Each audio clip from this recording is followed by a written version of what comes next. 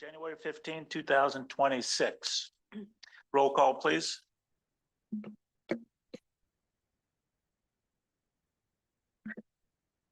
Councilmember Kramer. Here. Councilmember Wilson. Here. Councilmember Hooton. Here. Vice Mayor Downey That's mine. Oh, here. and Mayor Slotin. Here.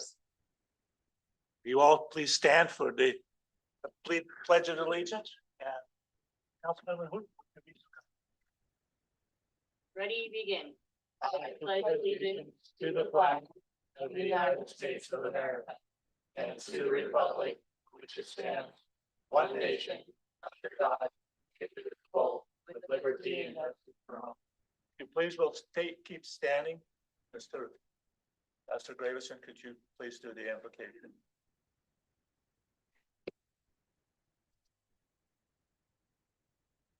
There we go. I typically don't speak before the prayer, but just feel very impressed upon to say something.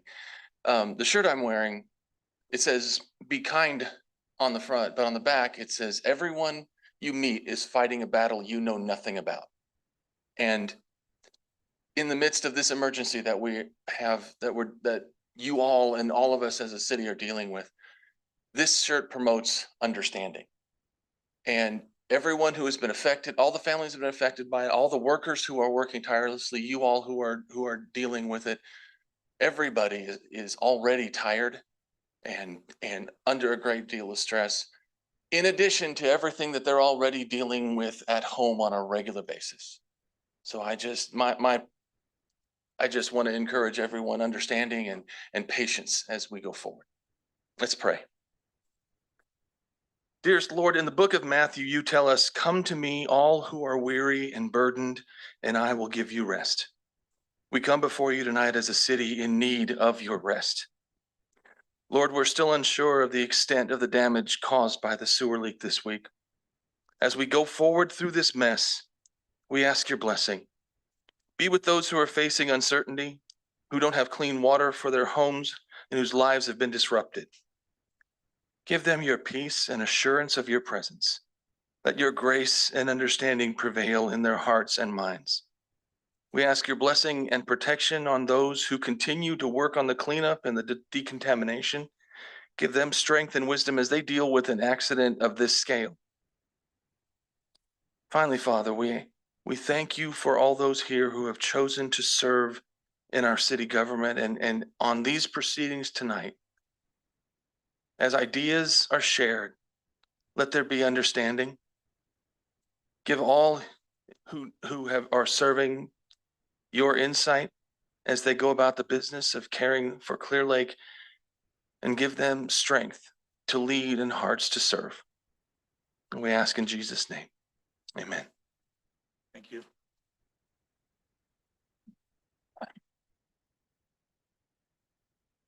Okay, all items on the agenda will be open for public comment before final action is taken.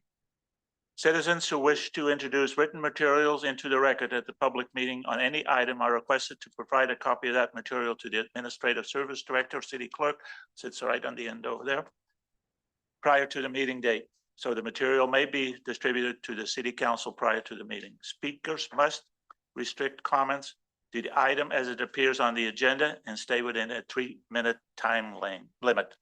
The mayor, at the discretion of limiting total discussion for an item. The council cannot answer questions to provide comment while a citizen is giving their public comment. Once your comment is complete, the mayor may refer to you to staff for follow-up. And if you're on Zoom, please write your written comment in the Q&A chat box so that our city clerk will read them to us. First item on the agenda is the adoption of the agenda. Do we have any changes to the agenda, Mr. Yes, Flora? Mr. Mayor. I'd like to ask the council to consider adding an extra item to the agenda. As you know, with my authority as Director of Emergency Services for the city, proclaimed a state of emergency earlier this week, and that action needs to be ratified by the council within 7 days. And so I'd like to ask the council to add an item concerning this to the agenda tonight. Can I have a voice vote to accept an addition to the agenda from the council, please? By voice, yes. Go ahead. Can I have a motion to add this item to the agenda? Can I have a second? I'll second it. All in favor? Aye. We'll now address the resolution number 2026-05. Mr. Flora, could you give us? Yes, I can just give as much information as the council would like. I think you're familiar with the sewer spill that happened on Robin Lane. So this is south of Pond Road, north of Rumsey Road, west of Robin Lane and east of Pamela, was flooded by a sewage spill from the sewer system that's operated by Lake County Special Districts. This area, the folks out there are all on wells, and so a number of the wells have been contaminated by the sewage spill. The infrastructure itself has been fixed, but there was sewage spilling in the area for 37.5 hours, which has caused an enormous mess. Most of that has been cleaned up, but the wells have been impacted. The county Office of Emergency Services also declared a disaster. The Board of Supervisors ratified that on Tuesday. It's also been declared a public health disaster by the Board of Supervisors. So I guess that's kind of the brief overview. If you want me to address any questions, well, I guess I should say the response related to this falls on the Department of Special Districts with the county, but is within the city boundaries. In our conversations with the California Office of Emergency Services, felt that in order to maximize the community's ability to recover, it was in the best interest for the city to also declare disaster. So remains to be seen whether there will be any state resources or federal resources available for the recovery, but we need to do this in order to access those. Any questions from staff on this item, council? If not, open it up to public. Anybody from public that wants to comment on this resolution? If not, we close the public. Are there any comments on Zoom, Madam Clerk? There are no comments on the Zoom, Mr. Mayor. Take it back to the council. Can I have a motion to adopt resolution 2026? I move to adopt resolution 2026-05. I'll second it. All in favor? Aye. Aye. Thank you. We'll move now to the regular agenda. We'll start with presentations. Presentations for January adoptable dogs.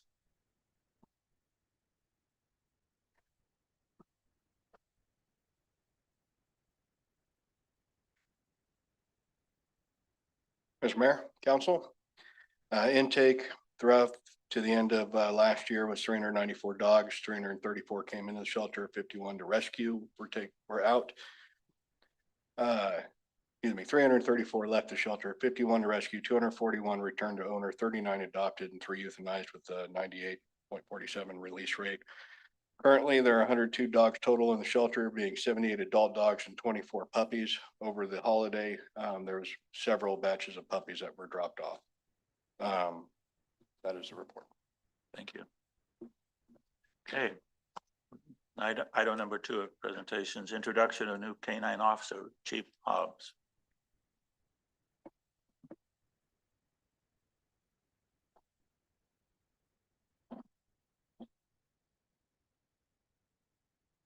Good evening, Mayor, members of the City Council.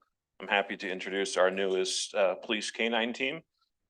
The human part of the team is Officer Scott Sanchez. He's been with us since January of 2024. Next part is Tesla. Tesla is a male Belgian Malinois who was born, raised, and trained in the Netherlands, where he began law enforcement and sport dog training at a young age. Near the end of last year, Tesla completed a 6-week handler training course in Riverside with his handler, Officer Sanchez. So they're our newest canine team, and they are out on the streets working. They have been for a couple of weeks. So this is them, and we're glad to have Officer Sanchez. We're very glad to have Officer Sanchez on our team, and we're proud to welcome his new partner, Tesla. Thank you. I have one question.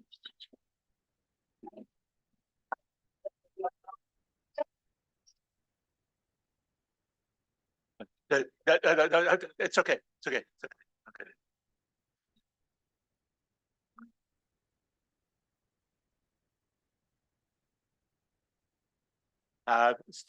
Next item on the agenda is presentation to city employees anniversary milestone awards. You want me to read them out, please? Okay, we have 5 employees that I will give a little present to. Maintenance worker Felipe Fernandez, 5 years. Senior planner Mark Roberts, 5 years. Detective Nathan Williams, 5 years. And Sergeant Leonardo Flores, 10 years. And Records and Communication Officer Chelsea Banks, 10 years. And Sergeant Michael Perot, 10 years. Thank you very much for serving, and I'll have a little present for you.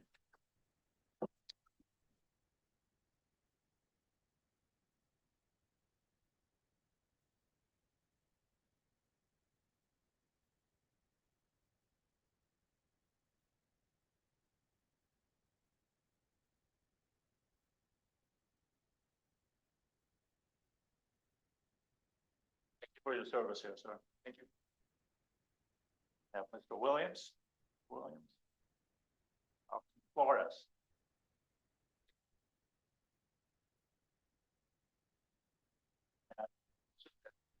Oh, it's fine. Thank you very much for all your service.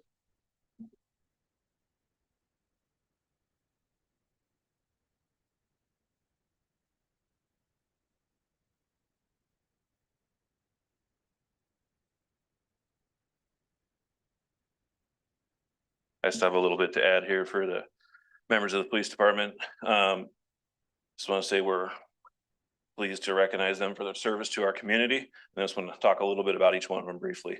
Officer Williams reached 5 years in June of last year.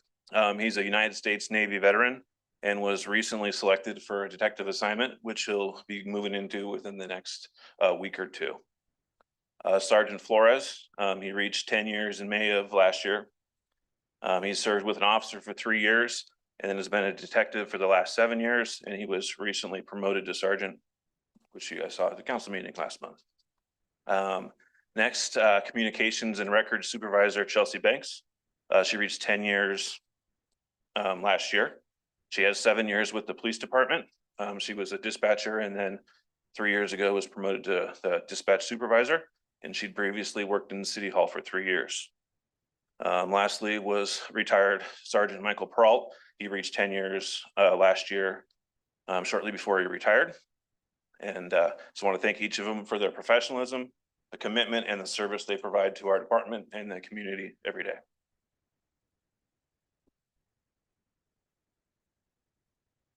Mr. Mayor. I'd just like to make a few comments about Senior Planner Roberts. He already sat down, we won't make him get up again, but he's been our senior planner for 5 years. Since we have a few county employees here, I'll make a joke that Mark is one of our recovering county employees. But no, Mark's been with us for 5 years, manages and handles most of our advanced planning projects and sort of specialty projects. And Mark's just it feels like he's been around for a lot longer than 5 years. You know, one of the favorite guys around the office and one of the most helpful people I know. So thanks for your service.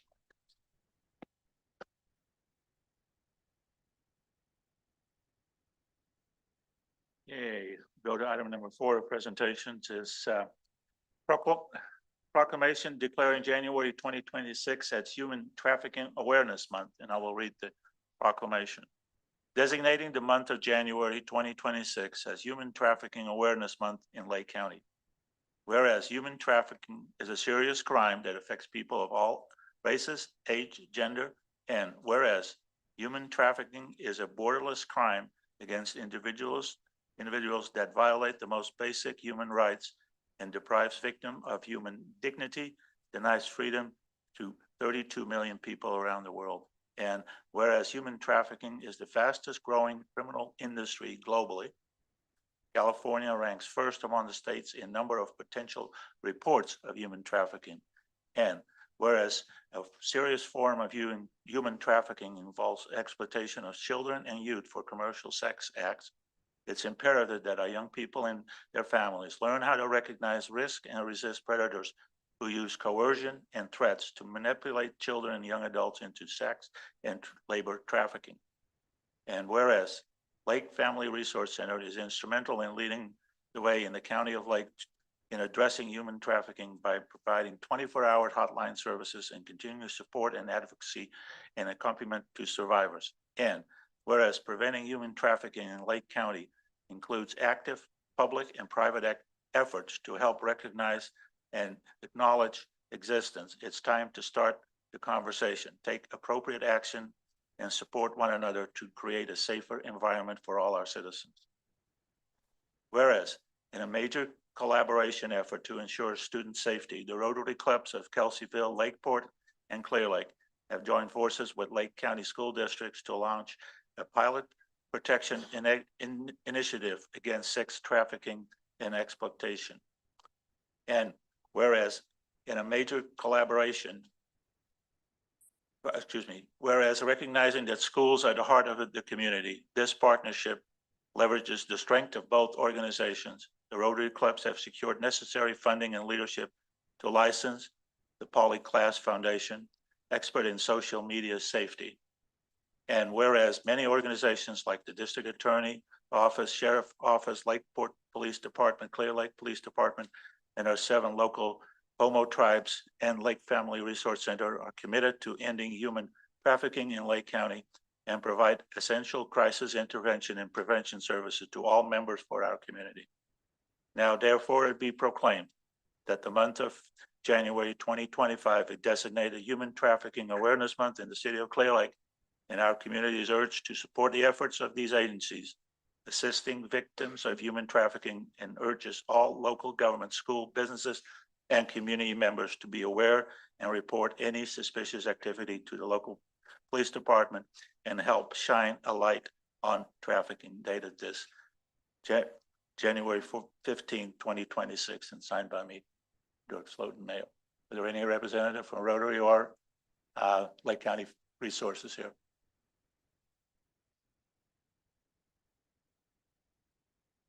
I think we need another copy.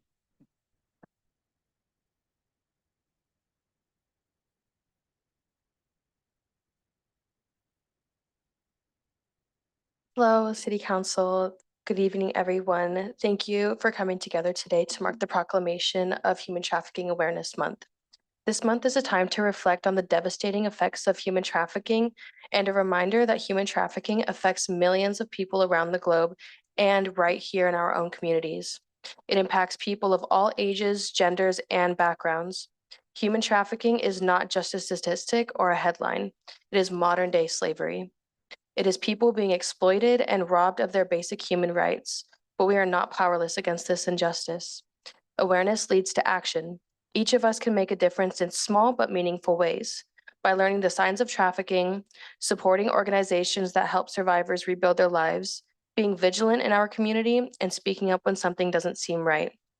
Together, we can be the voice for those who have been silenced and the hope for those waiting to be free. Thank you.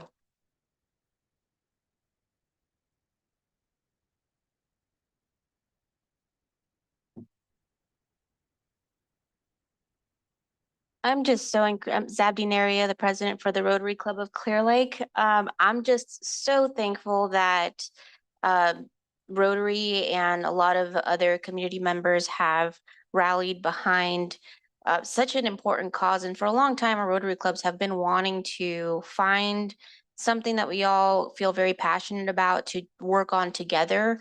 That's something that we have been talking about for the last couple of years, and we couldn't quite put our finger on it. But the issue of human trafficking is something that we all easily, we figured that if we can just save one life, that would be so so meaningful. And I'm so thankful for Lake Family Resource Center for being such a powerful advocate and providing necessary services for our people. If there's anything that we can continue to do and support, we're always here. And yeah, if I'm just, thank you guys for everything you do, and we're happy to help any way we can. Photo up here.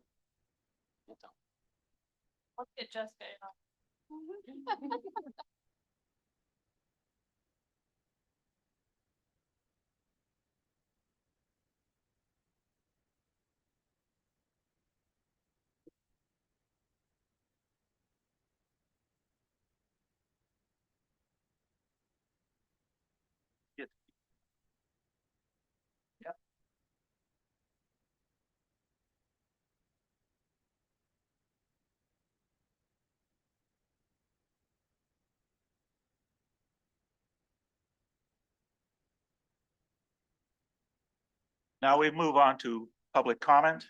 This is the time for any member of the public to address the city council on any matter not on the agenda.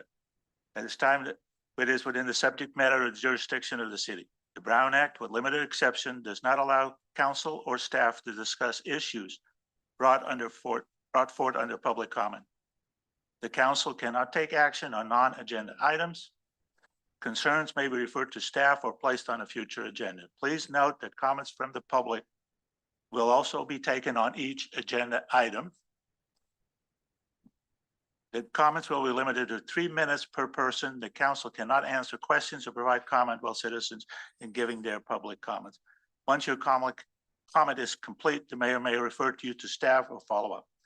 I have 2 cards here. Kathy Plowman, please come up and make your comment.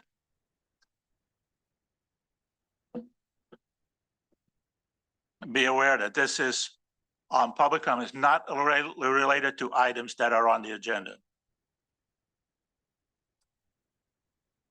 I'm just here to say that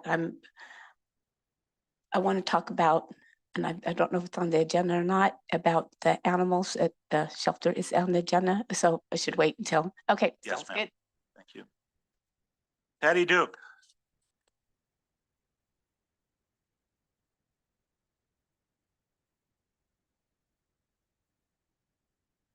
Good evening, Patricia Duke. I live at 4950 Spruce Avenue. It's behind the north side of Canocti View upper level residences.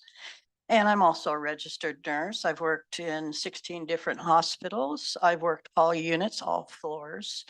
I've taken care of thousands of people and communicated with their families. I've worked home health, multiple agencies, wanting to let you know that I do have a background. And therefore, I'm not just the crazy old woman that lives in the back behind the people on Canocti View. Okay, so my property has been damaged. My animals have been shot. Okay. These people are people you know. They grew up here. I didn't. I was born in Winslow, grew up in San Bernardino, and most of my life was spent in Paradise. I was a traveling nurse. That's how I found this hospital. I bought a house to stay in as a tax write-off, and then the house went upside down. Meanwhile, my property trespassing, harassing, property destruction, attempted poisoning of my dogs, that was back in 2008. Court did nothing. So Jimmy was shot 2 years ago in October. He's my cat. About 200 yards up the road, back of the property, backs to my private road. And then Pookie was shot on Thanksgiving as I was preparing Thanksgiving dinner 2 years ago. And they both lived, yeah, vet bills, yeah. So then I was poisoned in March of this year. And then Jimmy was shot Christmas Eve. I guess a dart fashion. I don't know if he's got a dart gun now. I came home. He didn't want me to pick him up. His right side hurt. Growled. It wasn't walking right. The gaze was wrong. He's a chow hound. He didn't want to eat anything. I'm a nurse. took him to, doctor. Anyway, I took her to on Friday. She said maybe a bite. She didn't have time to shave and look. Once the abscess broke open, the hole, almost the size of a dime. So I know it was a drug. I know it was either the fashion to come from the pellet gun. These are people who have brought their kids up saying I'm the crazy old woman that lives in the back and don't listen to anything I say because it's not true. I'm a nurse. I know people and I know their attitudes. And these are neighbors. These are neighbors that former and present council members, police, city, employees, agencies, even all the way to Santa Rosa know these people. They grew up here. They raised their kids here. And their kids learned to do what they do. So they all do it together. And I am it. My animals are it. And I go, and I Ms. work for Christie, IHSS now. your I'm too time old is to up. run the floors. And I Excuse take me, care ma'am. of people. Your time is up. I know, Thank but you. what's happening on my own property and my own road. Thank you.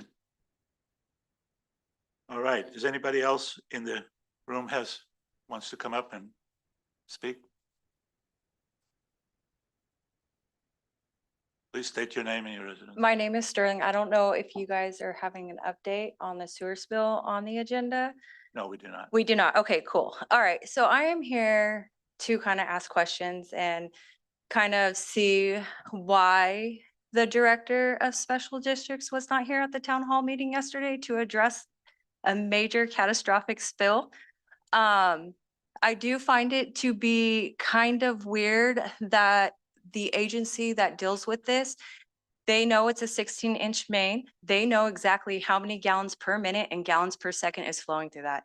They should have been able to have an update on how many gallons of sewage was spilt out onto the road and into the aquifer.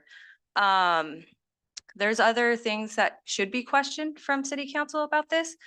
Why did we have to go all the way to Sacramento when there's actually the same kind of equipment that sits out in Clearlake Oaks? Their sanitized station, it's the same equipment that they had to wait 24 hours for, could have been brought from there to here. And then there's also these big bladder plugs that you can put into a forced main that's 16 inches. And you put it in there and you blow it up, and within probably like 20 minutes, that spill could have been stopped. So these are the things that should be asked to special districts. Why do we not have these kind of things? They run a sewer company. Every sewer company has these. Why don't we have backup mains? Why don't we have the right equipment to be handling this? And this isn't just a thing for here in the city of Clearlake. This is years of mismanagement through special districts. I live in Spring Valley. They deal with my water. We're at a 53% water loss for a year. That's over 50% of our treated water is gone. This is something that needs to be addressed seriously, because this isn't just going to be the first catastrophic thing that's going to be happening to Lake County or the city of Clearlake with this. This is, you got 60 years of pipes. Everything has an expiration date. And if we're special districts keeps doing 218s, they were about to do a 218 on your guys' sewer to try to up it. Where's all the money going? I mean, they got raises, they got fancy new trucks, but the infrastructure itself is failing. So as a concerned citizen of Lake County and Clearlake, I have friends, families, I own businesses here. We should be going in and start auditing it and maybe doing a forensic audit of special districts to find out where all the money's going. Thank you. Thank you. Anybody else in the public here that wants to comment? Please come forward. State your name, please.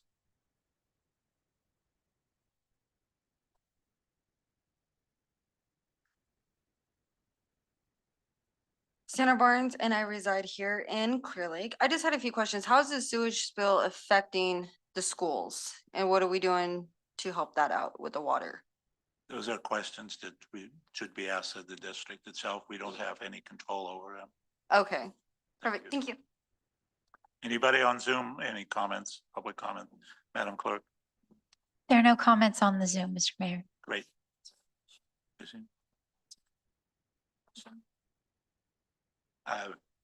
If you want to comment on it. Well, I mean, Laura. the question specifically about what the school is doing. Well, I don't know all the specifics. I know the school is arranging. We have been coordinating with the school district to find out the number of properties that have school-age children that live within the impacted area. The school district, I believe, is having some type of meeting with those families tomorrow afternoon to help see what they need and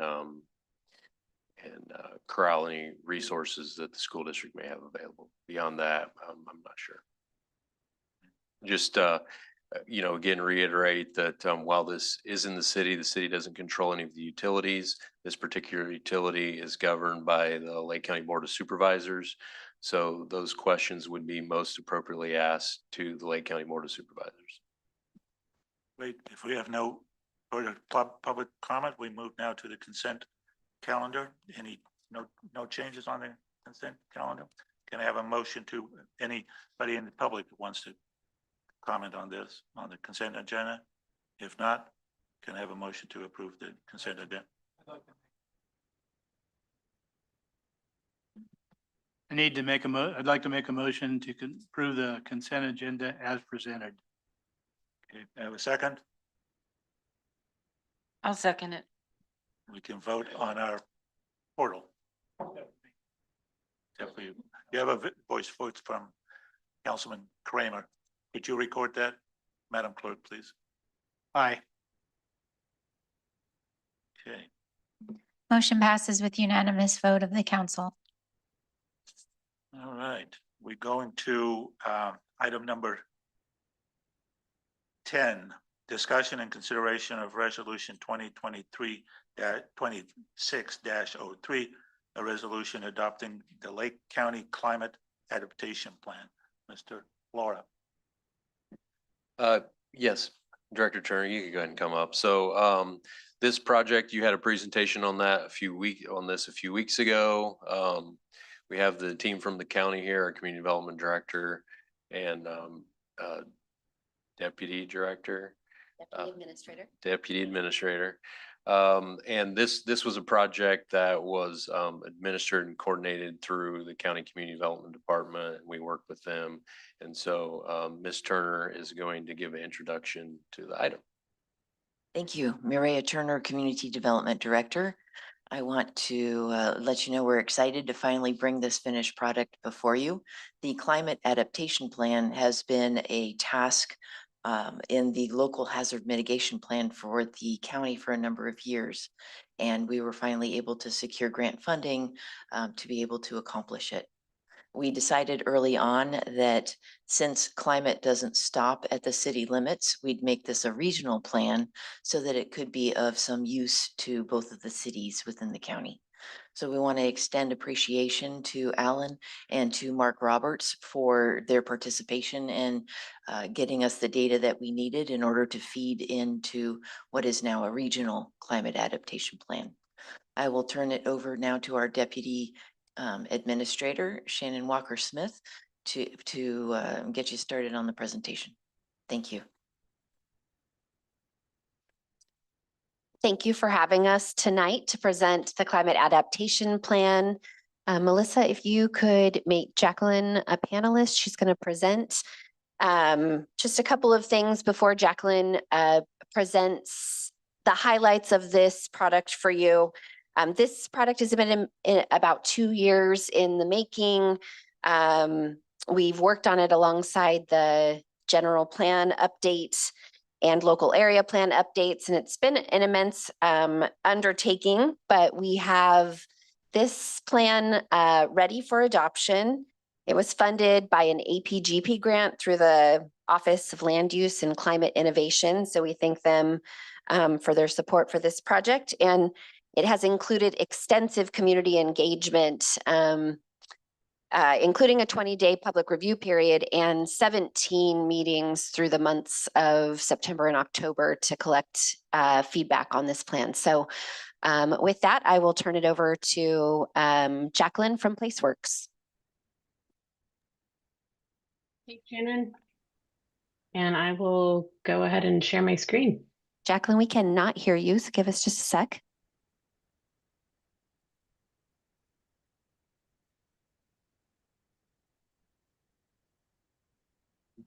Try again. Can you hear me now? Yes. Great.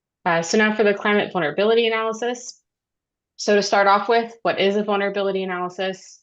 According to that same guidance, the California Adaptation Planning Guide, a vulnerability analysis is an assessment of how a changing climate may harm a community and which elements are most vulnerable to its effects. The project team used a four-step process for evaluating vulnerabilities. Step 1, identifying exposure to hazards. Step 2, analyzing the sensitivity of populations and community assets and the potential impacts of hazards. Step 3, evaluating adaptive capacity, or the ability of those populations and communities' assets to prepare and recover from hazards using existing tools and resources. And then bringing all of those components together to evaluate overall vulnerability. The vulnerability analysis evaluated how 91 different population groups and community assets across Lake County and the cities of Lakeport and Clear Lake were vulnerable to 8 different climate change hazards. The project team evaluated a comprehensive set of climate-related hazards from agricultural and forestry pest diseases to extreme temperatures, flooding, and wildfire. So here are the key findings from the vulnerability analysis. We found that wildfire and smoke create the most vulnerabilities across all sectors. And then the most vulnerable populations are people of color and immigrant communities, financially constrained households, those with chronic illnesses or disabilities, older adults, people with high outdoor exposure, such as unhoused persons or outdoor workers, and persons in tribal communities. For the built environment, the most vulnerable are energy and communication infrastructure and services, homes, especially older and manufactured homes, transportation infrastructure, including both state highways and local roads, agriculture as an economic driver, and then outdoor recreation and tourism as economic drivers. So the project team looked at the results of the vulnerability analysis and then integrated them with the county's pillars of landscape resilience, which I'll briefly go over. Adopted in 2023, the Pillars of Landscape Resilience recognize the interdependence of ecological and social systems and provide metrics for measuring progress towards ecosystems and community resilience. There are 10 pillars in total representing desired landscape outcomes. These range from air quality to economic diversity to fire adaptive communities and water security. And I've listed all of them on the screen. The project team did host and attend several community engagement events throughout the plan development process, which were essential in shaping the background information and the strategies and actions in the adaptation plan. The first set of engagement activities for the adaptation plan integrated with the county's general plan update outreach process. So a countywide survey was open in 2024, which received 718 responses. On the adaptation side, community members were asked about their hazards of most concern, how informed residents are about emergency preparedness, and how community members feel about evacuation. In coordination with the general plan team, the adaptation project team attended 2 county general plan advisory committee meetings, the first providing an introduction to the plan, and the second reviewing key issues identified through other general plan engagement processes. Following the county GPAC meetings, the project attended 3 interested parties meetings on the topics of environmental justice, Spanish-speaking community members, and agriculture. During the climate vulnerability analysis and adaptation development, we engaged with several of the local tribes, including the Big Valley Band of Pomo Indians, Elam Indian Colony of Pomo Indians of the Sulphur Bank Rancheria, Habematolel Pomo of Upper Lake, Koi Nation of Northern California, Robinson Rancheria of Pomo Indians of California, and Middletown Rancheria of Pomo Indians of California. Our outreach included the formal SB 18 tribal consultation process, where we reached out to the required tribes on the Native American Heritage Commission list between February 2024 and January 2025. We received several responses and consulted directly with the tribes in Lake County, who identified the following. Wildfires, drought, flooding, and pest outbreaks threaten access to traditional gathering areas, medicinal plants, and ceremonial resources. Smoke and heat hazards affect both tribal members working in agriculture and the broader community. Existing prescribed and cultural burning programs are important to carry forward. And existing housing challenges, especially for younger tribal members who face limited options in aging housing stock. We also held an additional tribal review meeting prior to the public review period, where tribes emphasized the importance of integrating traditional ecological knowledge and culturally informed land stewardship practices into overall climate adaptation.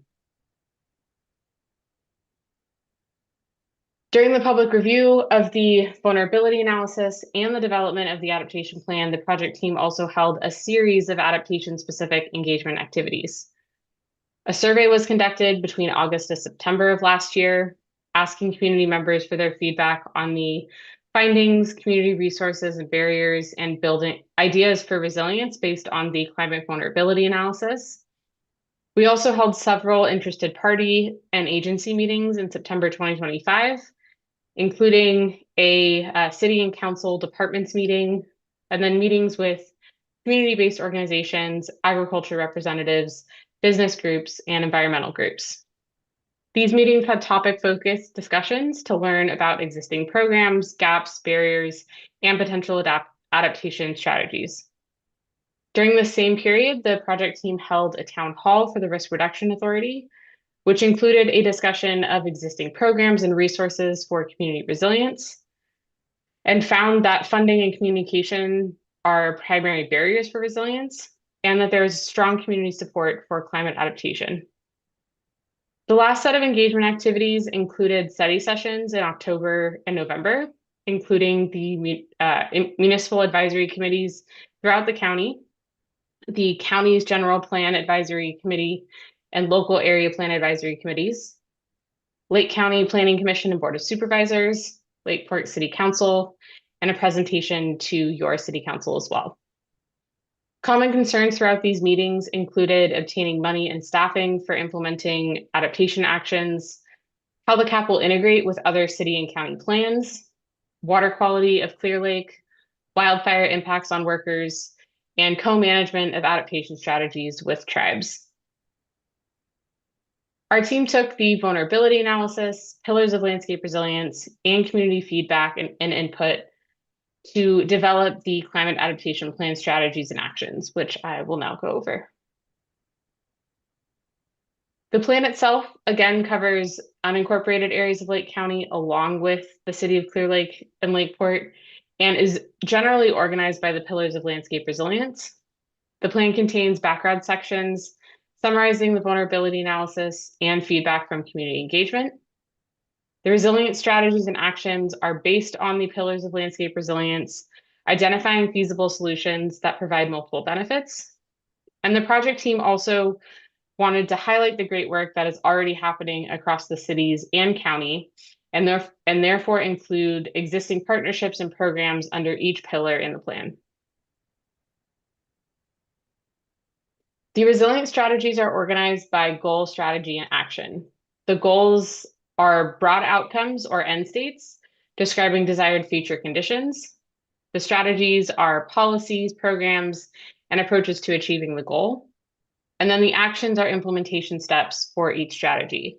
And each action contains more detailed information for implementation, including responsible and supporting agencies, implementation timeframes, general cost estimates, and potential funding sources. So the next two slides have the goals on them, and the adaptation plan has one goal per pillar. And we previously went over these goals at the study session this past fall, so I won't go into them in detail, so we can really get to the strategies within each of the goals. So these are the first 5 of the goals in those pillars, and these are the second 5 for a total of 10 goals within the plan. Each of the goals in the plan has 2 to 4 strategies. So for air quality, these include infrastructure for wildfire smoke protection, wildfire response programs, and air quality protocol integration into operations and services. Under biodiversity conservation, these include habitat connectivity and interagency coordination, comprehensive invasive species management, and aquatic habitat protection and restoration. For carbon sequestration, natural carbon sequestration management and coordination, carbon smart agriculture and grassland practices, and considerations for planning and development. For economic diversity, climate resilient agriculture and small businesses, sustainable outdoor recreation, support for vulnerable businesses, and tribal economic sovereignty. Under fire adapted communities, strategies include multicultural outreach and education, fire resilient housing, community scale resilience, and resilience infrastructure in isolated high risk communities. For fire dynamics, these include landscape scale prescribed fire and fuel reduction in high use recreation and visitor areas. For forest resilience, tribal knowledge integration into partnerships, forest health and pest management, and sustainable timber products and recreation economy. Under social and cultural well-being, strategies include culturally tailored communication, inclusive adaptation, public health resilience, and inclusive leadership and community co-governance. And the last two goals for water security strategies include water quality monitoring and improvement, water supply infrastructure and emergency coordination, and water conservation and drought resilience for the most vulnerable populations. And finally, wetland integrity, existing wetland programs, highlighting those, and nature-based solutions for flood control and stormwater management. Each strategy does contain several actions with additional details for implementation. And the actions fall into 5 categories to ensure that resilience is not just integrated into plans, but all city plans, operations, infrastructure projects, and coordination activities. These 5 types include programmatic, which aim to expand or create new programs, plans and regulations to develop or revise policies, regulations, and guidelines, capital improvement and infrastructure projects to address physical and functional deficiencies, education, outreach, and coordination, which aim to initiate or expand partnerships, communicate and share information and build awareness, and evaluation to improve feedback, input and data and information, or conduct further or new analyses. And now for next steps. So this plan was developed in partnership with several agencies, including Lake County. And we recently completed public hearings with the Lake County Planning Commission and Board of Supervisors. And the Board of Supervisors formally adopted the Climate Adaptation Plan on this past Tuesday, January 13th. It is City staff's recommendation that the City Council adopt the resolution adopting the Lake County Climate Adaptation Plan. And because both cities were involved in this process, the project team will also be attending the Lakeport City Council hearing on January 20th next week. And then once the plan is adopted by all jurisdictions and finalized, it will be posted on the Lake County 2050 website. So with that, that concludes my presentation. I appreciate your time, and county staff and the project team are available for any questions.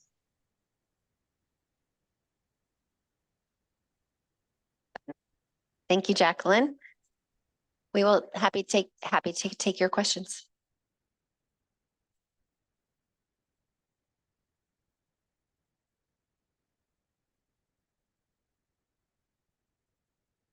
It's 2026. Yeah, right. Thank you. Thank you. All right. Is there any public comment on this item from the public? If not, anybody on Zoom has a comment, Madam Clerk? There are no comments on the Zoom, Mr. Mayor. Bring it back to the council. Any more discussion on this item? If not, I'll retain a motion.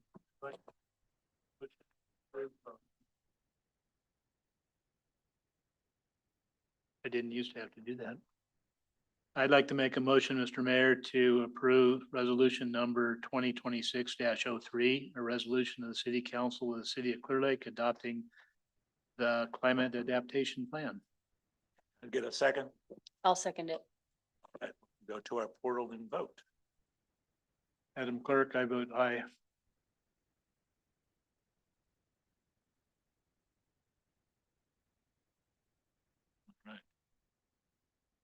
Motion passes with unanimous vote of the council. Item number 11. Thank you very much. Thank you.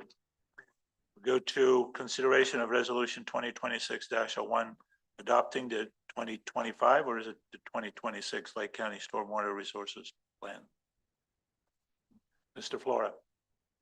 Director Leba will introduce this item. Thank you. Tonight, the city council is being asked to adopt a resolution approving the 2025 Lake County Stormwater Resources Plan, authorizing staff to move forward the adopted plan to the State Water Resources Control Board and applicable clean water program partner agencies, directing staff to use this plan to guide future stormwater and watershed program planning, project development, and grant application activities. Tonight, we have our stormwater coordinator, Kylie Clark, here to present the plan. I just want to make mention that in November, the Clean Water Council placed adoption of the Stormwater Resources Plan on its agenda as a noticed action and took formal action to recommend approval and adoption of the plan by participating city councils and county governing bodies. So I'm going to hand this over to Kylie Clark. Good evening. My name is Kylie Peacock now, and I'm the Stormwater Coordinator for the City of Clearlake. Adeline is going to put up a presentation, a brief presentation. Okay.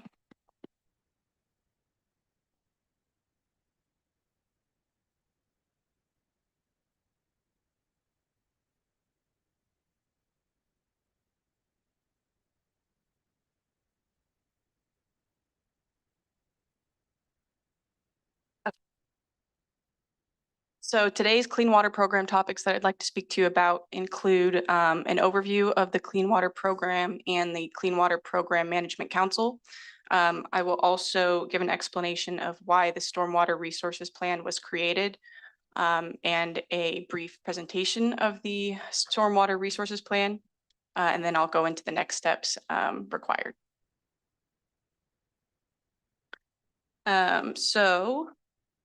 As required by the Federal Clean Water Act under the National Pollution Discharge Elimination System Permit Program, or NPDES program, the Clean Water Program is required to maintain, implement, and enforce an effective stormwater management plan that meets requirements of the Regional Municipal Separate Storm Sewer System, or MS4 permit. Staff from our MS4 permit is held by the three co-permittees, the City of Clearlake, City of Lakeport, and Lake County. Staff from the three municipalities meet quarterly for work groups to accomplish tasks required by the NPDES program and MS4 permit. We also coordinate throughout the year on various tasks to reach permit compliance. Now going into the Clean Water Program Management Council. Along with the Clean Water Program, there's also a Clean Water Program Management Council, which consists of staff from the cities and county, as well as council member from each city and a supervisor from the county. Designated staff from Clearlake, Lakeport, and Lake County present progress of our work groups to the Clean Water Program Management Council at quarterly meetings. The Management Council's goal is to identify funding sources and implementation strategies to support the Stormwater Management Plan and ensure compliance with State Water Resources Control Board requirements. The Clean Water Program Management Council provides recommendations to the Lake County Watershed Protection District, Lake County Board of Supervisors, and the councils of the City of Clearlake and Lakeport to approve cost agreements, adopt resolutions, and similar items. Why do we need a stormwater resources plan? Well, it stems from Senate Bill 985, the Stormwater Management Planning Act of 2014. A stormwater resource plan is a planning document that is now required as a condition of receiving funds for stormwater and dry weather runoff capture projects. also known as Stormwater Grant Program funds. The intent of SB 985 is to encourage the use of stormwater and dry weather runoff as a resource to maximize water supply, water quality, flood management, environmental benefits, and other community benefits within the watershed. A brief overview of the Stormwater Resources Plan. It details strategies and measures to manage stormwater and dry weather runoff effectively. It aims to optimize water resources, improve water quality, and provide environmental and community benefits throughout the Clear Lake Basin and other Lake County watersheds. It lists and explains potential projects that could be funded by stormwater and dry weather runoff grants to show the need for these funds. The city can still apply for funds that are not included in this plan. So we're not limited to the plans that are presented in this Stormwater Resources Plan. Some of the projects that were introduced with this Stormwater Resources Plan are projects that were discussed with city staff, and it was also open to public comment for suggestion. So some of those projects include the Burns Valley Sports Complex Detention Basin, Miller Creek Restoration Project, Burns Valley Creek Restoration, Seasonal Creek Flood and Erosion Management, and County Flood Modeling. So the next steps to move forward would be for the City Council to adopt Resolution 2026-01. And then Clean Water Program will submit the Stormwater Resources Plan to the State Water Resources Control Board, who will then issue co-permittees a concurrence letter. And then we will have, we will be able to apply for Stormwater Grant Program funds for new projects. And then if there's any questions, I'd be happy to answer them. Staff? Yeah. No? Let me, can you show it back? Yeah. It was at Ewell Avenue. Pardon me, what part of Miller Creek would you be restoring? It's right around Ewell Avenue, where it's basically, yeah, Alvita and Ewell Avenue. That was the intended spot. But like I said, we're not limited to the projects that were presented here. Moving forward, you know, any project that fits within the scope of the stormwater grant program, we can apply for. Thank you. Any public comment on this item? I don't see anybody on Zoom, Madam Clerk. There are no comments on the Zoom, Mr. Mayor. I'll bring it back to council. Any further deliberation on this item? If not, I'd like to somebody make a motion to. I move to adopt resolution number 202601, a resolution of the City Council of the City of Clear Lake approving and adopting the 2025 Lake County Stormwater Resource Plan. I'll second that. Can we vote in our portal? Madam Clerk, I vote aye.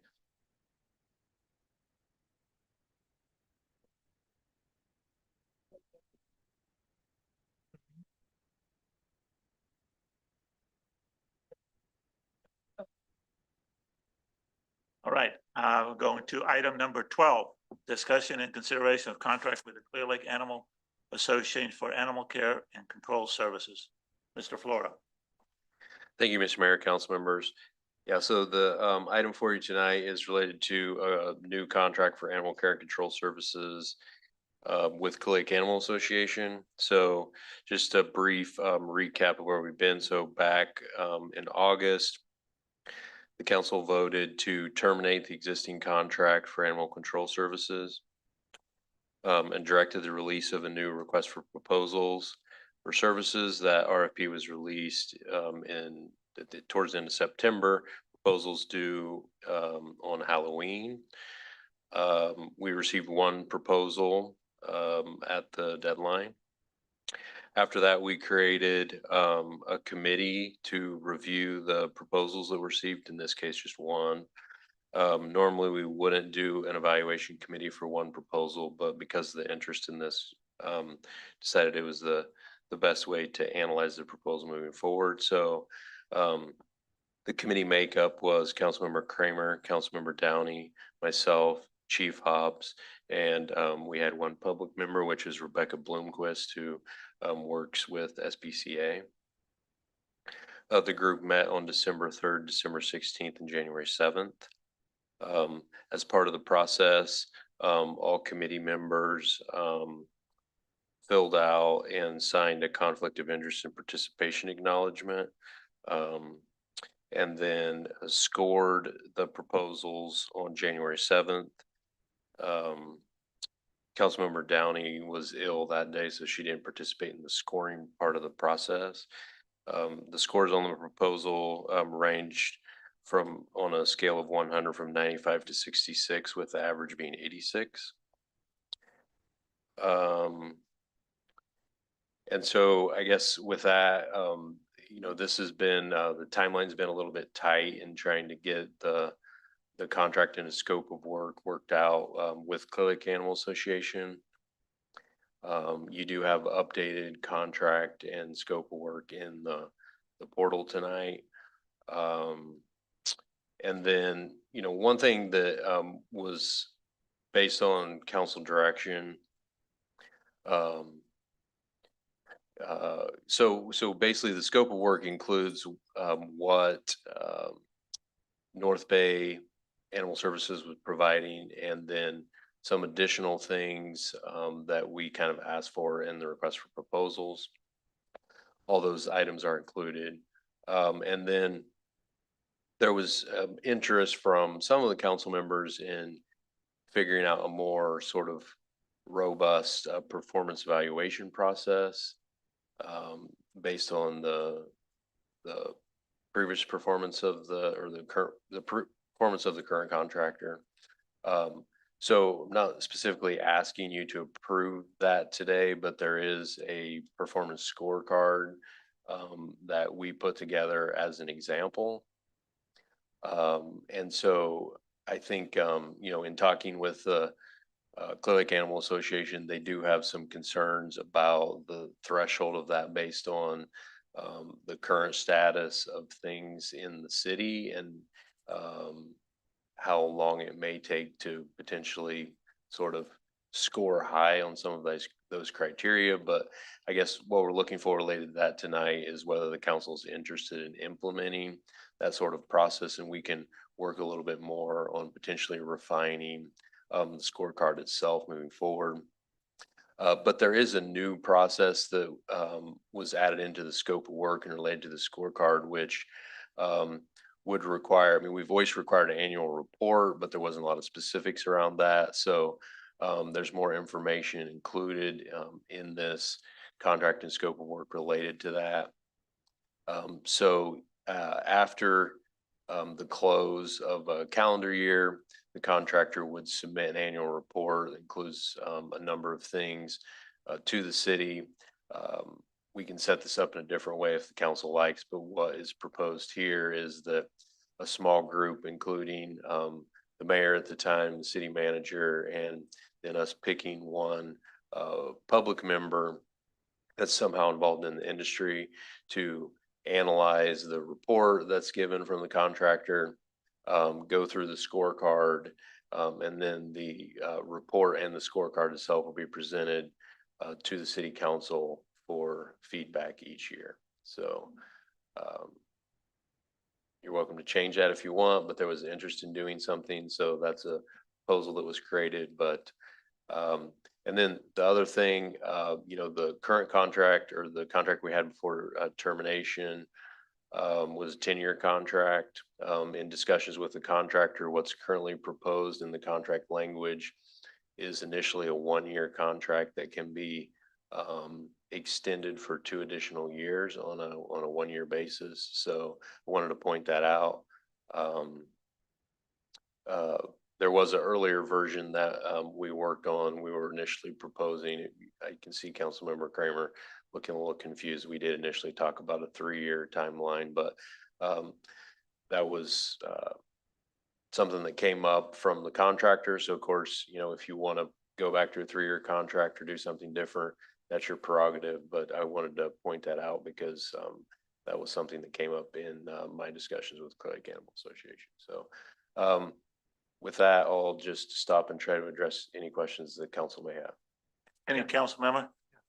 With regard to that, you say Clear Lake Animal Association was good with the change to a 1 year from the. Yeah, it was their request.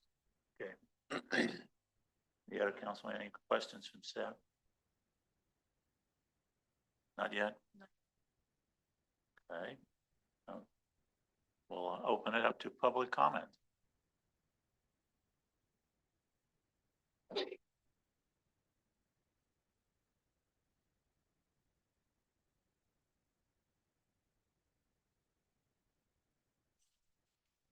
Here's Clearlake.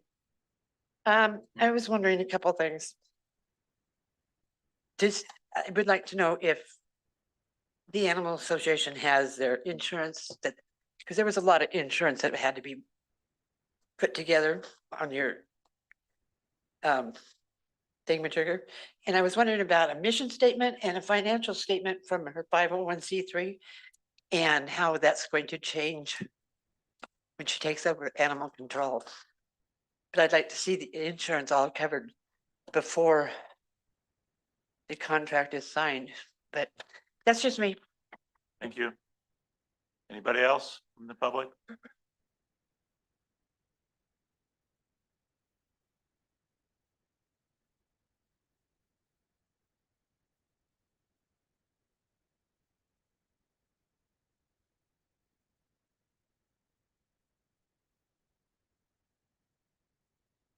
Hi, my name is Kathy Plowman, and I'm just here because I'm concerned about the animals that are in the shelter.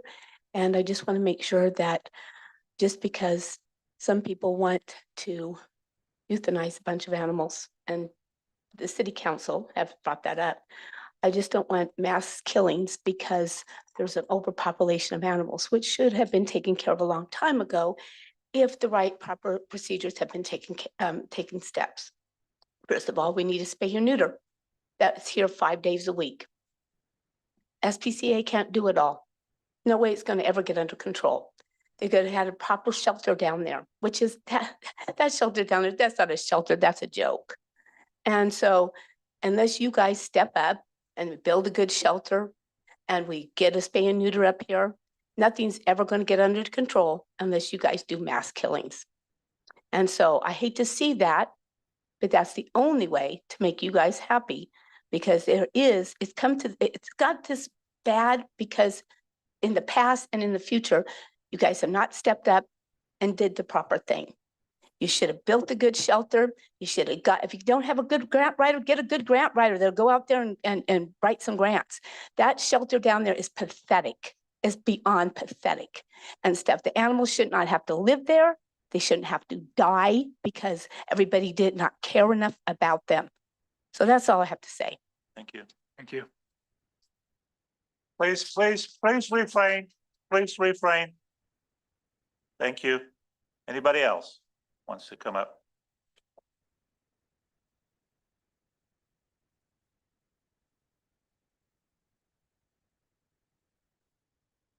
My name is Alex Rodriguez. I live in the Avenues. My biggest question is when the new people take over, are any of the reports that have gone to the police or any of the reports that have gone to the previous animal control shelter, are they going to be passed on to the new people to take care of? I have a neighbor that has 2 pit bulls that just last week, his youngest one tried biting my neighbor's 4-year-old. They have attacked me, my neighbors, all in our yard. I have it on Ring camera. I've submitted it to police. Nothing has been done. I just want to make sure that all of the reports and everything going on is going to be passed on and actually taken care of. I just want to make sure that it will actually be handled. Thank you, sir. I believe that our city manager will take that into account. All right. Thank you. Anybody else? One at a time, please.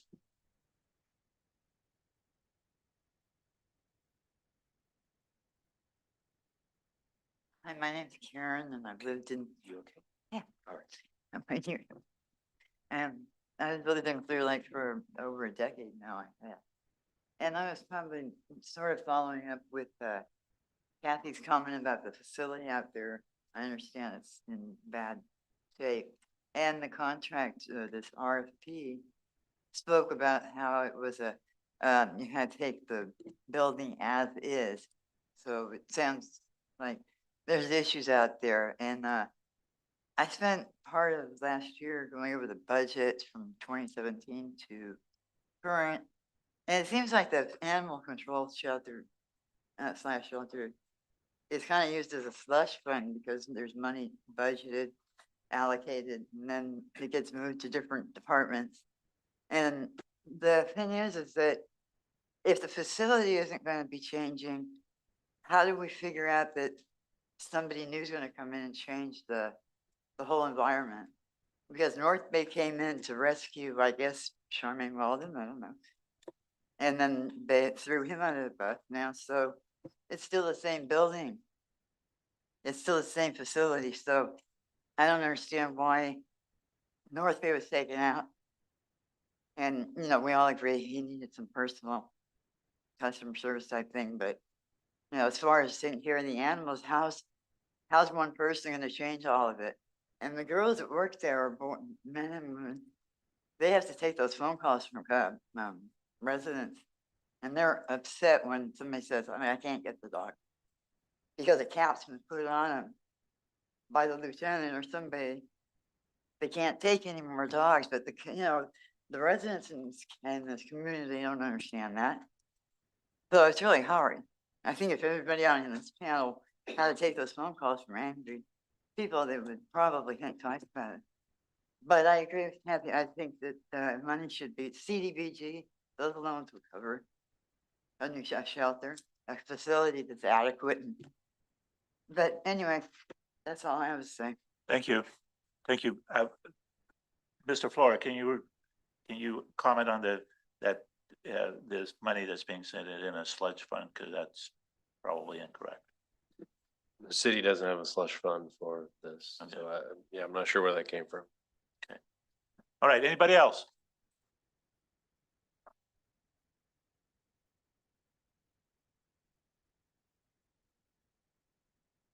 I just have a quick statement. Please state your name. Oh, Sandra Barnes, quick statement. I have here in Clearlake, I have walked through that shelter. I have been plenty of times through the shelter here. And my concern is with the things I've seen tonight, if the shelter can be fixed and we can help the 110 dogs that are there now, along with the 42 kennels that are currently present there, if we can currently help fix that new situation and support the new owners coming in.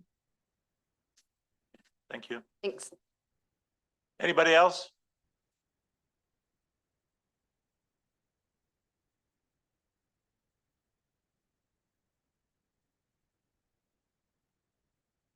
Chuck Alman, Clearlake. A valuable discussion to have. I heard a number now, just 110 dogs. Let's say that's true. Direct your comments to the council. Please. Let's say that's accurate. Do we have a count on how many are roaming the city right now? I know we'll find a lot of people having issues with dogs running up, attacking children, crossing through properties, running at bicyclists, kids, walkers. That's a public concern. That's public endangerment. So I applaud all those people that are worried about the welfare of the animals.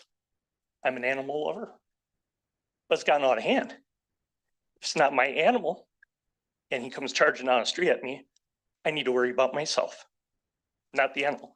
So with that in mind, I would ask that we look at how we can put some liability back on the owners of these animals, how the city can address the problem on the street, and we figure out how to build more cages and deal with them and feeding them and everything else.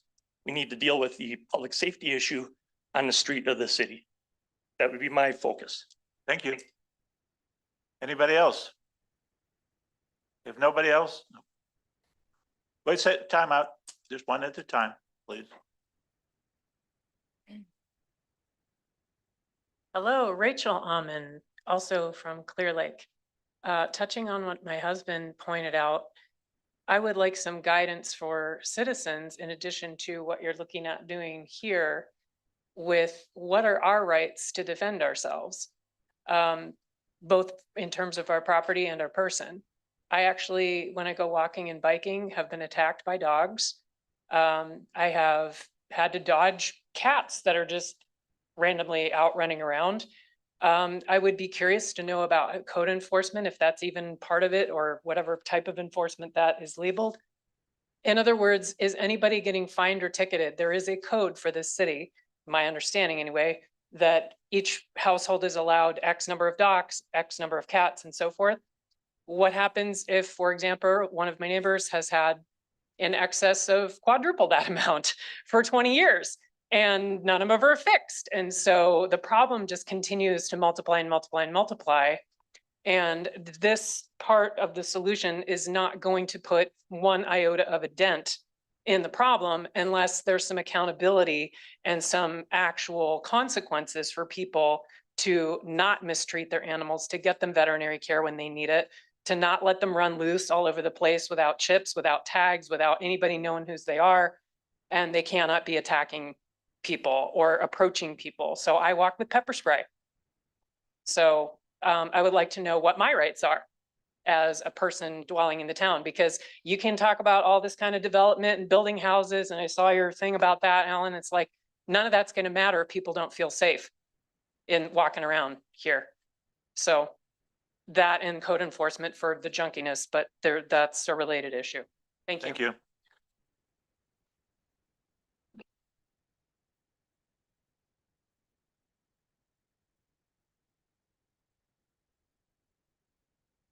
Hello, my name is Phyllis Beavers and I live in Twin Lakes and I have a property in Clearlake. I am vice president of a new organization, a nonprofit, Breezy Street Friends. And we do TNR for cats and we've recently rescued a few dogs.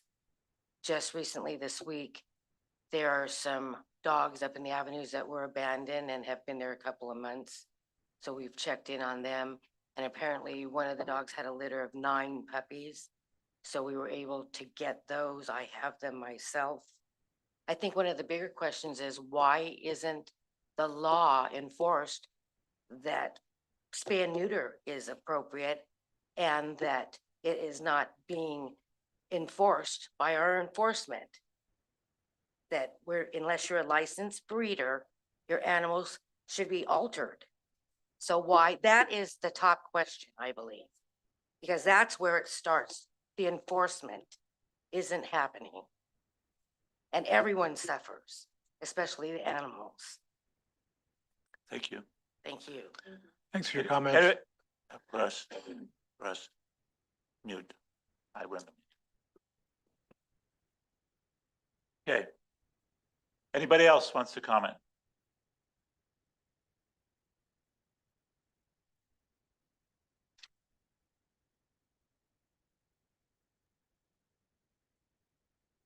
Good evening, council members. My name is Charmaine Weldon, and I'm speaking on behalf of Clearlake Animal Association.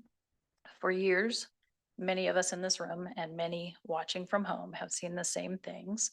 Loose dogs running scared through neighborhoods, animals suffering quietly, residents unsure who to call, and a system that hasn't felt responsive or trustworthy. Those moments stay with you and become the norm. This proposal was not written in an office. It was written from the streets, backyards, emergency calls, late nights, and hard decisions. It was written by and for the people who live here, who help when no one else will, and who believe that Clearlake deserves animal services that work for public safety, for accountability, and for humane care. At its heart, this is about responsibility.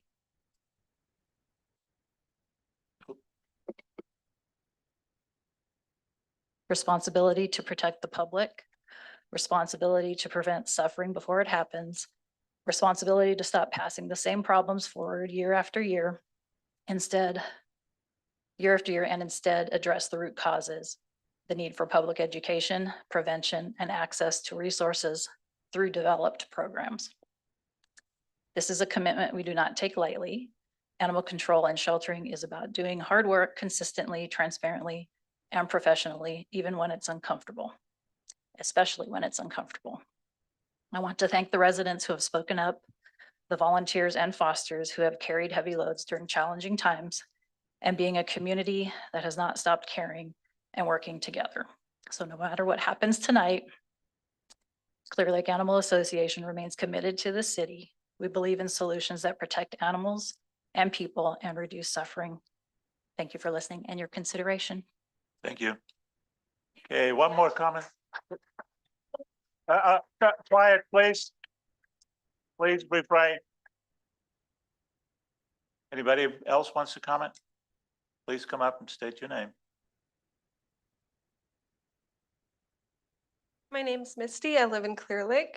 I just want to make sure people are held responsible for the cruelty that they do to animals. Just in this past 2 months, I've had 2 different dogs that I've had to find other ways of saving because North Bay doesn't even show up, or they just put them back at home. I had a dog with a broken leg, very broken leg, like completely snapped in half, and North Bay just brought her back home instead of actually getting the dog out of the situation. Her leg was snapped, completely flopping, and dogwood ended up saving her, and she just had her leg saved. So I want to make sure people are held responsible for the cruelty they're doing to animals. Thank you. Any more comments in the room here? If not, okay, come on. Hurry up.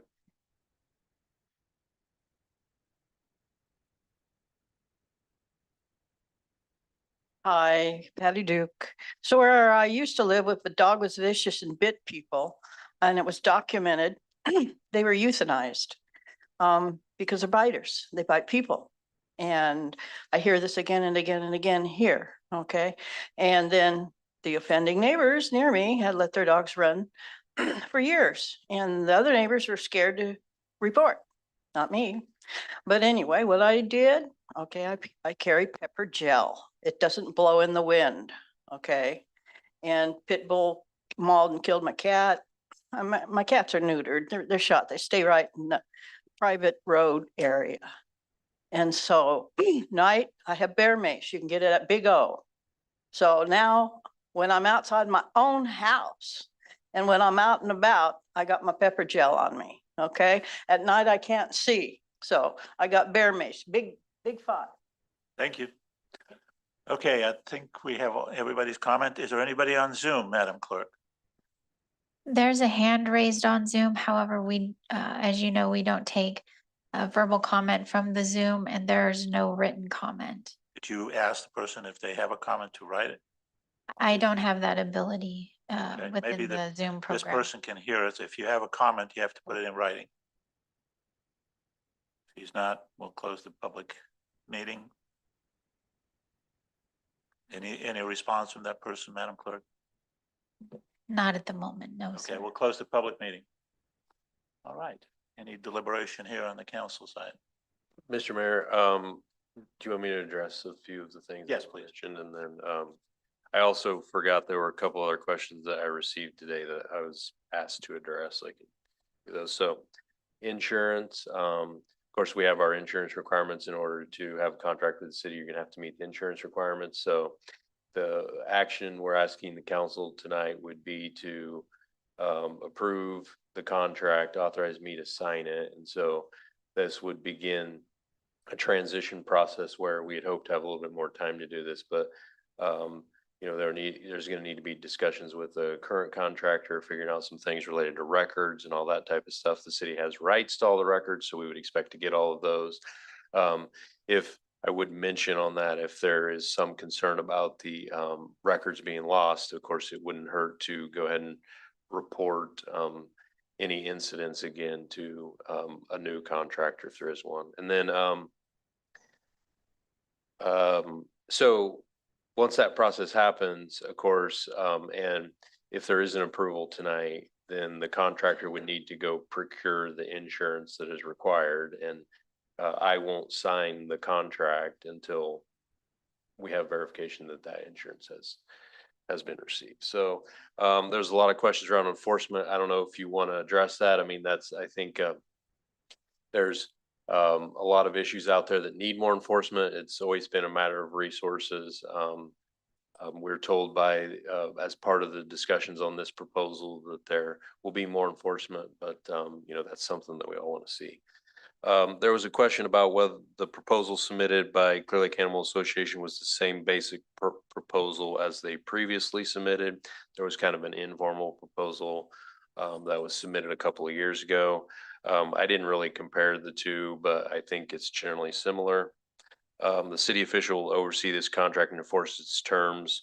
Well, ultimately that will be me, although we intend to have a similar process where the police department will handle most of the day-to-day contract management.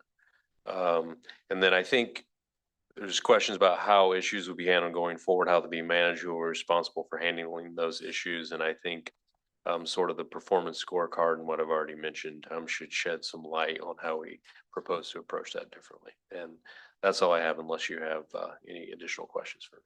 Okay. That's, if I may start the conversation here, I understand that the ad hoc group suggested a 3-year contract. Am I hearing that? That's correct. That's what we talked about in the meeting. Again, City Manager Flora just said that, I guess, they're like, Animal Association asked for a 1 year, so that's all I know, but we did talk about a 3-year initially. Any comments from the council on that issue? 1 or 3 years? I'd like some feedback on that. I think this situation is going to take a lot longer than just a 1-year cleanup. 3-year would be ideal. But if that's what Clearlake Animal Association is comfortable with, then I'm okay with that. Can I suggest to kind of split it instead of a 3-year or 2-year contract? Well, what's currently proposed is essentially an initial term of 1 year, and you know, based on performance, we could extend it then for 2 additional 1-year terms. So you could consider it a 3-year contract. Of course, this has a 30-day termination option in it. So, you know, if the council was not pleased with the direction of things, of course, it has a little different termination options than the one we have currently. I would agree with Vice Mayor Downey. I think this is going to take much more than 1 year to clean up. I agree with a lot of the comments that you've made out in the audience. And we're going to be quiet. So yeah, and personally, I think it's going to take at least, it may take 2 years to get it all cleaned up, working hard. I don't think it can be done in 1, but if they want it to be 1 with the, and with the continuation the other, that's, I guess, up there, but I'd rather see it at least 2 years. Any comment from the rest of the council here? I also would like to see 2 years when any agency comes in and puts new policies in place. It takes at least 2 years to actually get them working, but if they don't want the 2 years. Could we ask I'd like to just, I could just point one go thing ahead. out. Because there's a 30-day termination, it's mutual. The practical difference between a 1 year with 2 years in extension and a 1.5 year or 3 year isn't big, because each party can get out of it in 30 days. Okay. So if things don't work out, we're kind of in the same position. Right. So time frame is not an issue at this point then? Not too much fun. Okay. Yeah. But you know, it's up to the council. We could come back and negotiate those things, but I just want to point that out. Okay. Could we ask, I think the council has pretty well suggested that 1 year with two additional 1-year contracts is pretty much similar to a 3-year contract. Correct. Okay. Legally, it's the same thing. Does that satisfy you, Councilman Raymond? Well, again, it's going to take more than 1 year. So hopefully our expectations at the end of 1 year still kick that into account. I've talked to a lot of people outside of this county and they have also stated emphatically, this is not a one-year fix. Okay.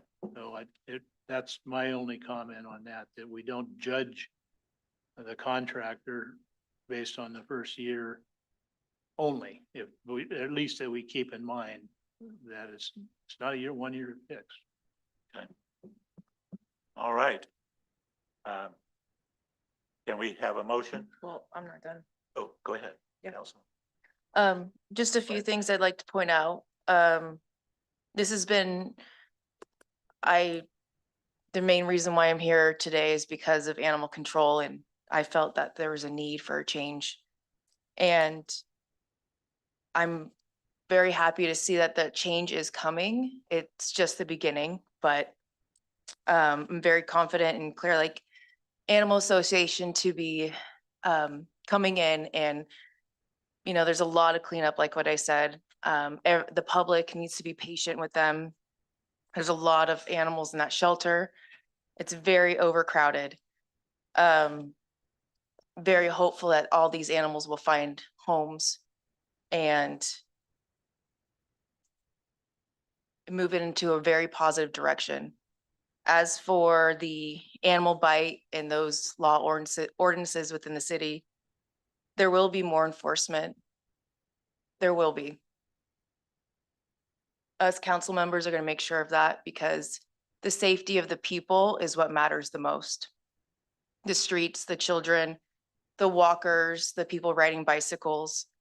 That's what makes Clearlake the greatest, is because we have so many outdoor activities. So in doing so, we need to make sure that leash laws are upheld, the abandoned animals, the spay and neutering, the licensing. So going forward, I'm very confident, like I said, in Clearlake Animal Association, and I'm really happy that we're moving into that direction of change. I always believe that change is for the good. It can be for the good.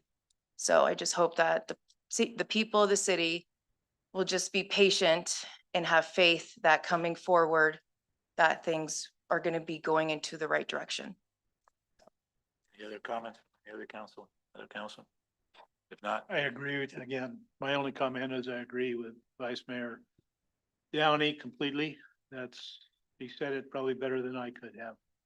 all right. Can I have a motion to approve the contract with Clearlake Animal Yes. Association and authorize the city manager to sign? Mr. Mayor, I would like to make a motion to approve the contract with Clearlake Animal Association for animal care and control services and authorize the city manager to sign it. Can I have a second? I'll second it. Okay, we'll go to our portal and vote. Doesn't seem to be. There we go. And again, Madam Clerk, I vote aye. All right, go to item number. There you go. There we go. Refresh. There you go. You got it. All right, Motion passes with unanimous vote of the council. item number 13. Annual review of the Brown Act. Mr. Flora. Administrative Services Director Swanson will start, and City Attorney will, I believe, participate as well, but turn over to Administrative Services Director Swanson. Do we have to read this? Yeah, just getting to share my. Wasn't too bad. Wasn't too bad. Yeah, this is bad. All right, Honorable Mayor and council members, tonight staff has prepared a Brown Act review presentation for your information, and no action by council will be necessary. The Brown Act is the law governing open and transparent meetings within the state of California.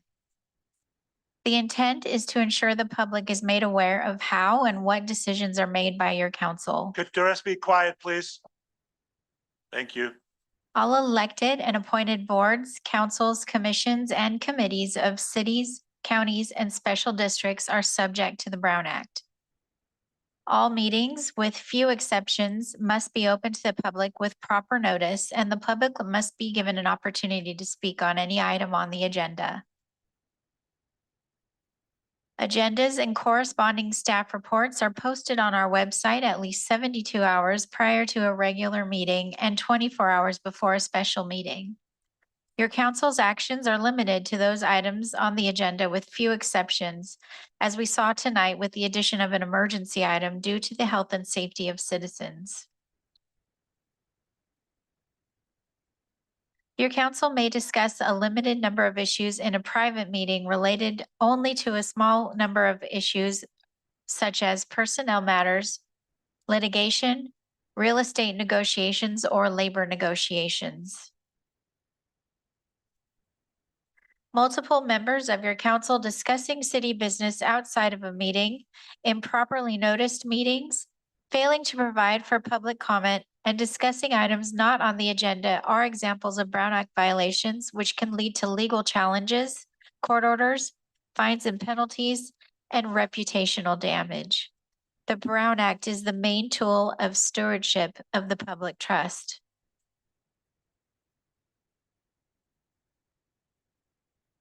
This year, SB 707 updated the Brown Act to include provisions related to the electronic age. However, some provisions do not apply to Clearlake and only apply to larger agencies. For example, hybrid meetings, there's no requirement for two-way remote public participation, which is in the Senate bill. There's also an exemption for Clearlake. There's no requirement to translate agendas, and there's no specialized web page dedicated to agendas required. However, SB 707 clarified and codified regulations related to social media which do apply to Clearlake. While individual members may post on social media to answer questions, provide information, or solicit public input on city matters, a majority of members, 3 or more, cannot use social media to discuss those matters among themselves, whether publicly or within direct messaging. This includes comments, replies, or even likes and reactions to other members' posts about city business. Additionally, a council member with a disability may participate remotely under certain circumstances and meeting certain guidelines. Finally, language was updated to reflect the digital age to confirm the public's right to record meetings using any technology as long as it does not cause a disruption to the meeting's proceedings. And as City Attorney Drexel and I are able to answer questions if there are any. So with that, thank you.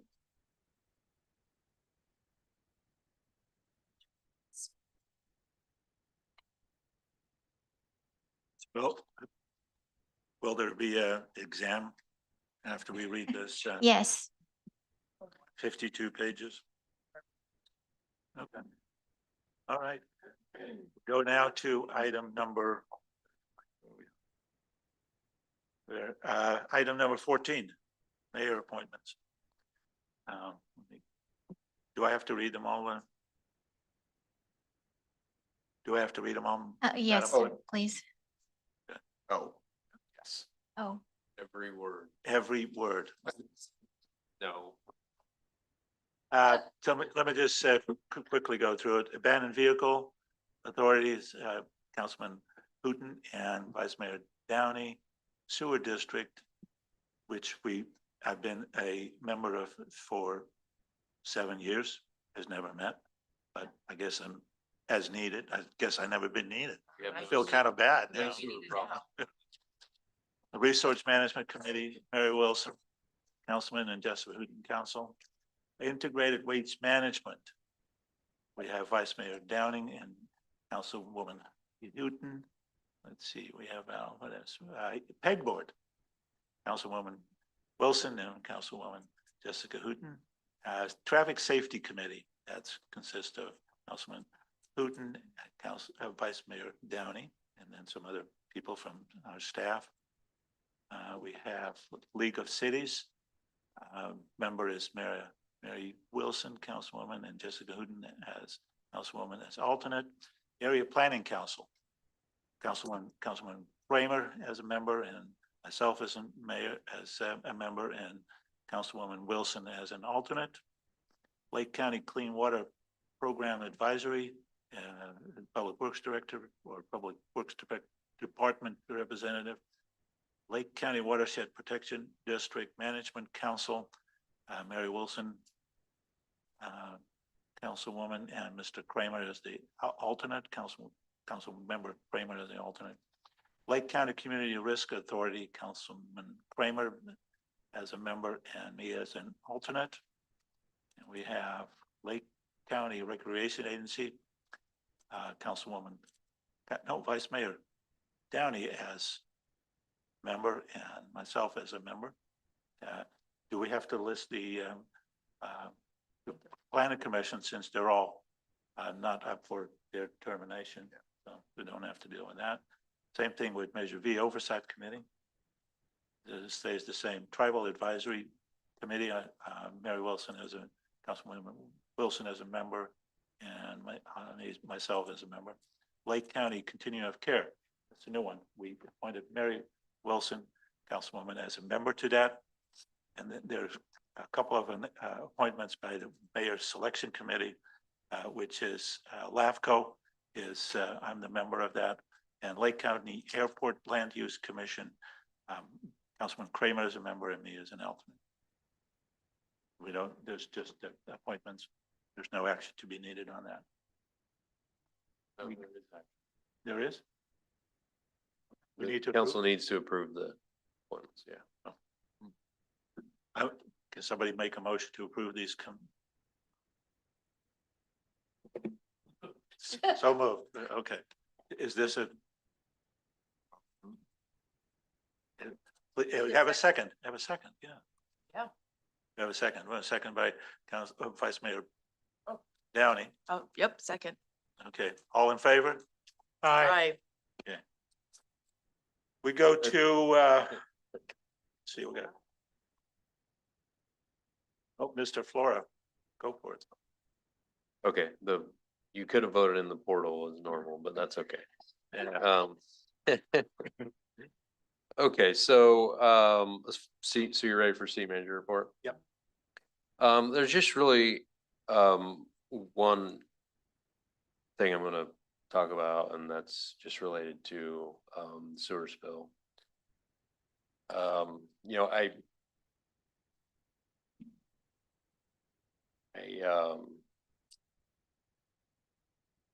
think it's been frustrating and disappointing, the response in a lot of ways from special districts. There's a real lack of information to the folks that are impacted out there, which is disappointing. That continues. There hasn't been any information that I've seen that's came out today. And, you know, I appreciate that every one of you was at the town hall meeting last night, even though this wasn't our responsibility necessarily to respond because it's not our system. They all cared enough to be here and support your constituents.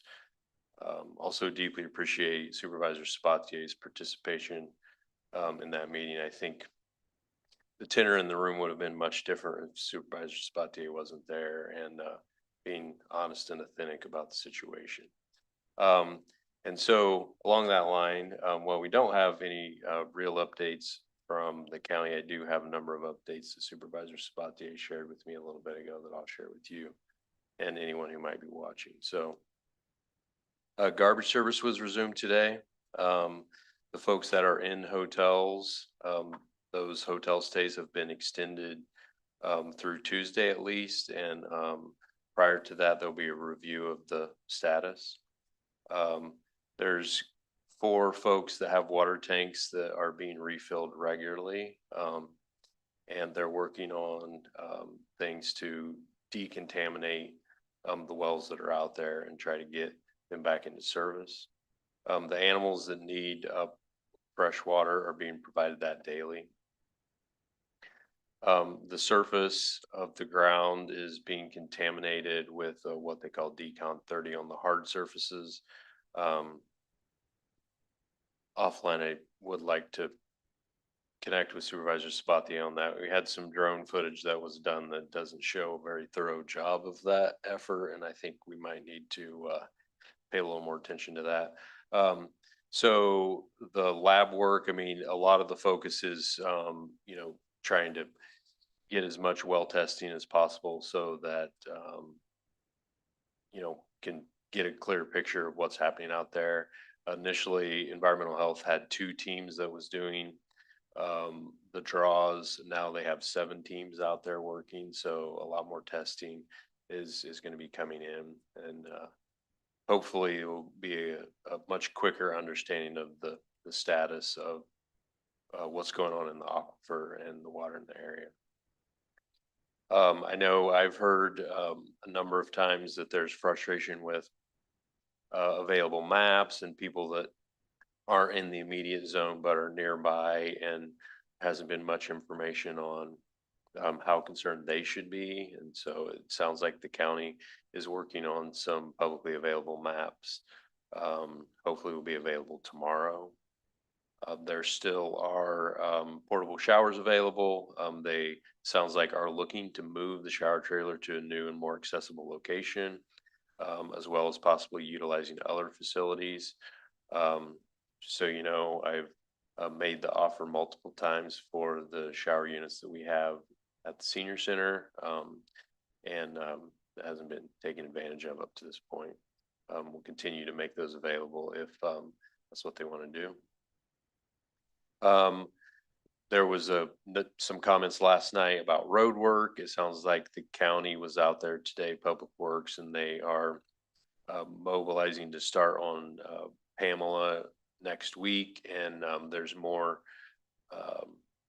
been more subsurface work, of course. All that really happened in Robin. That's probably towards the end of the month. They are, as I understand, going to be or already have dug up another patch that happened from a spill roughly 10 years ago, and just making sure that everything looks good related to that before moving on.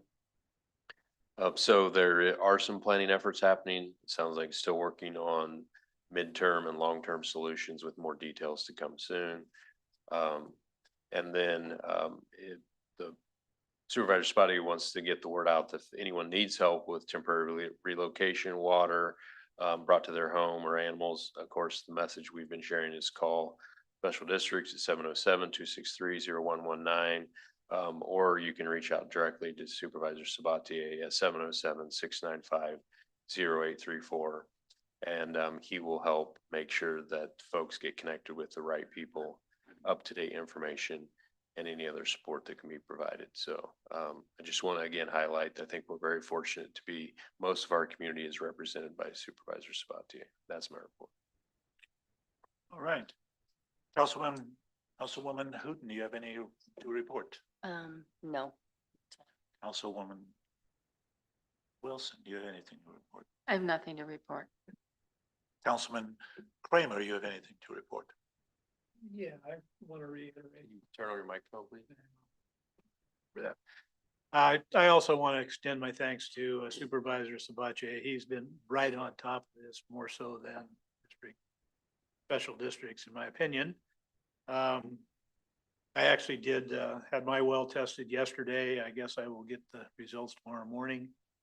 I did get word that a neighbor had their own well tested behind me, not in on Robin Lane, and they tested positive. So I'm getting a little worried about that. So it's just a matter of that and wait. So thank you again, Father Sabatier, for what you've done. We have next week on the 23rd, we have our second board meeting of the Redbud Fire Safe Council. It's at 9:30 a.m. It's in this room. So if you want to come and sit in on it, that we would be happy to have you do that. Isn't that right, Supervisor? Okay. That's all I have. Vice Mayor Downey. I'm glad that sounded to you. I know you're not the only. It's probably that deep well you have. So I think I don't have much to report, but I do appreciate the town hall meeting that we did have last night, getting information to those people affected and Supervisor Sabatier, I appreciate you being here. One thing that I did have concern was the special districts director was not there. You know, it sets an example, and I don't think that it was, I think she should have been here. And we all noticed, and the people noticed, and I find it actually very disrespectful to our people and the city. So that's the only thing I would have to say about that, but thank you. I don't have much to report, but I agree with Vice Mayor Downey and Council Kramer. She should have been here. I don't have much else to report, but hopefully I'm starting to do a couple of things that might be part of addressing some of the things that we put in our strategic plan. One thing is be more open and more transparent and more outreaching. I'll be putting a program together with City Manager Flora and our what is it called? Public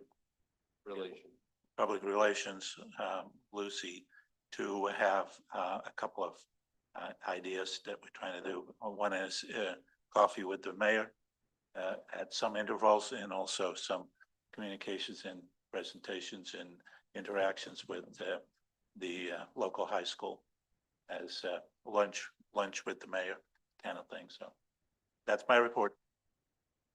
Nothing else. Any new business that we want to introduce? Nope. We're adjourned to closed session.